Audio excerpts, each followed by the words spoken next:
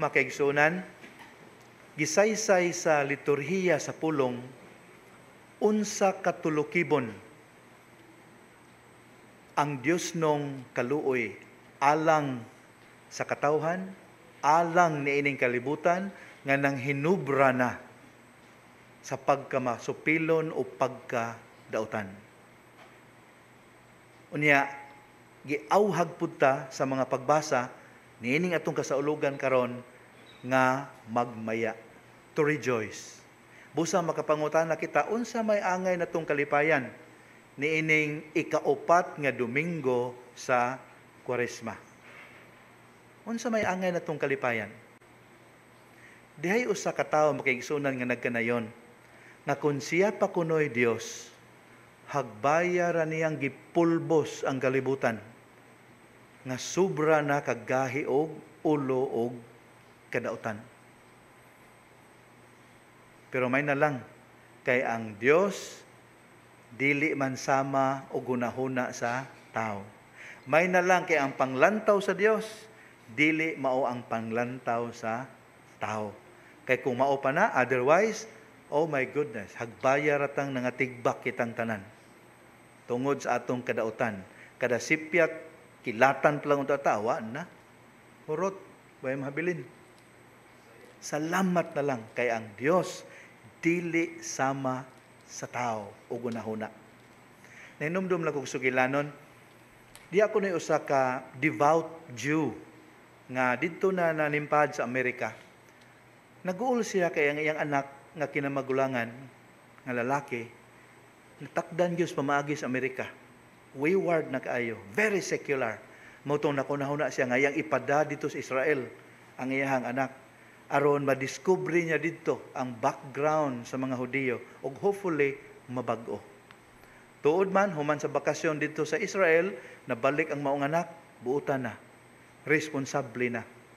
Pero nag-uol ang amahan makaigsuunan. Kay dili naman Judaism iyang relihiyon, nahimo ng Kristiyano. Mao to nagpatambag ang maong amahan sa iyang best friend. Siya bay, guulan na sa akong anak, uy, maglibog ko, malipay ba kog di, kay nabuutan, pero na Kristiyanos naman, gitalikdan ang atong relihiyon. Ug maingon ang iyang best friend, karon lang jud ko musulti ni Mani bay, mao po na nahitabo sa akong anak, nga akong gipalarga dito sa Israel. Natarong, pero pagbalik diri, Kristiyano na. Sa time sa dako-dako na ni problema, patambag ta sa tong rabay. Dool sila silang rabay, mao ni anak. Ang rabay sa danghupaw ug miingon, ay, pariharatag problema. Ang ako pong anak nga akong gitrain nga mahimong rabay, ni adto sa Israel, nakahimamat itong mga Kristiyano, pag uli din hiwa na. Devout Christian na kaayo. Insya dako ang problema na to ni rabay, mangadto kata sa Israel, magpilgrimage ta. Nya ato ipadayag ngadto sa Ginoo, sa ato sa Wailing Wall, kining atong gidangatan. Nagpilgrimage sila tulo dito sa Ulilan. O dito sila sa Wailing Wall, ampo sila dito, danghilak, nganong nainana ang gidangatan sa ilang anak. Og nadungog ko nila ang tingog makaigsunan nga nagkanayon. Ay baya ko ninyo, parihara ta gidangatan. Ang akong anak bitaw, gipadapon ako sa Israel. Pagbalik nganhi, daghan na akong sinagop, ang tawag nila Kristiyanos. God's ways are not our ways. God did not spare anything to show His love for us. Makaigsunan, mao ni atong gikalipayan karong Domingo ha. Nga ang gugma sa Dios nagpabilin nga nag-uros-uros alang nato bisan pa man kung atong gugma nga tuniya on and off. Usahay mag-aup-aup. Nagsadya kita tungod kay ang atong Dios nagmatinud-anon gihapon sa iyang saad kanato even if we are unfaithful. Salamat na lang nga wa siya mangluod nato. Wa niya pasagdi nga ang kalibutan motipas sa iyang access. Wala, giatiman gihapon ta niya. Nagsadya kita karon Domingo ha, tungod kay ang Ginoo wa kapuyi sa pagpahinumdom nato pinaagi sa mga sakramento, pinaagi sa Biblia, pinaagi sa kinabuhi ug ministeryo sa simbahan, nga samtang naapay panahon, kinahanglang talikdan nato ang kangit-ngit sa pagpakasala ug atong hangupon ang pulong nga nagpakatao kay siya mao ang kahayag sa kalibutan. Palihog tan-awan ninyo, pamalandungin ninyo John chapter 8 verse 12. Si Kristo mingon, I am the light of the world. Nagsadya kita karon Dominggo tungod kay tataw kaayo nining atong panagtigom karon og sa atong kasinatian nga ang Ginoo nagbuhong kanato sa tanang grasya nga atong gikinahanglan aron makatuman ta sa iyang kabubuton. Napamalandungin ninyo naa na sa John chapter 1 verse 16. Grace upon grace ang iyang gihatag nato aron kita makatuman sa iyang kabubuton. Sa ato pa ang Ginoo maoy naghagit kanato nga makigsuod niya, siya pagyoy nagpasayon nga atong matuman ang maong hagit o panalitan kaning santos nga misa. Ebidensya ni nga ang Ginoo mo'y naghatag yun sa tanan. Nga naman, ang tao mo'y nakasala sa Dios, dili ba?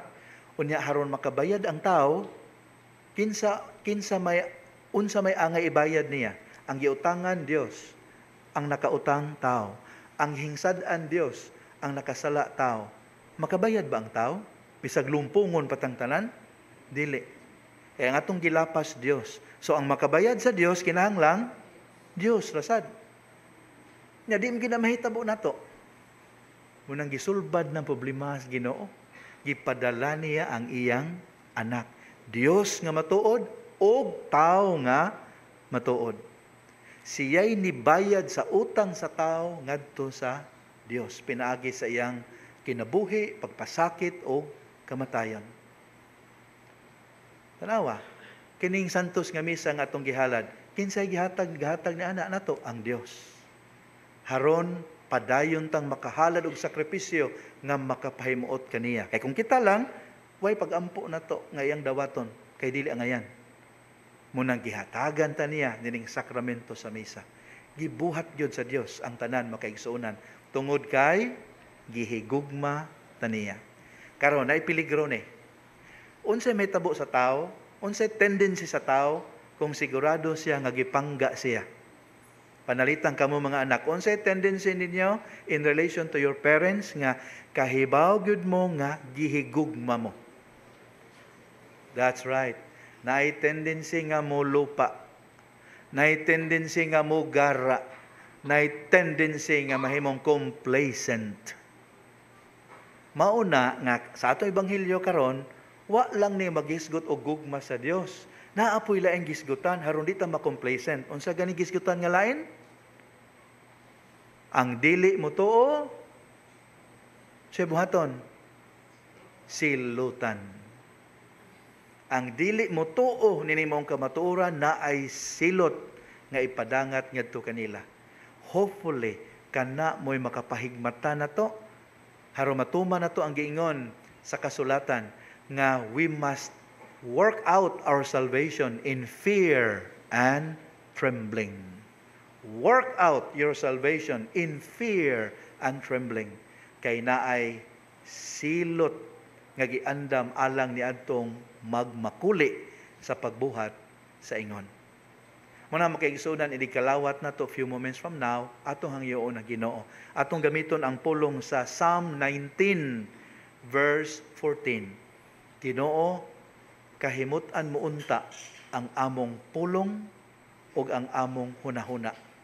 Dawaton mo unta ang among galamhan o Ginoo, among magbubuot o manluluwas. Amen.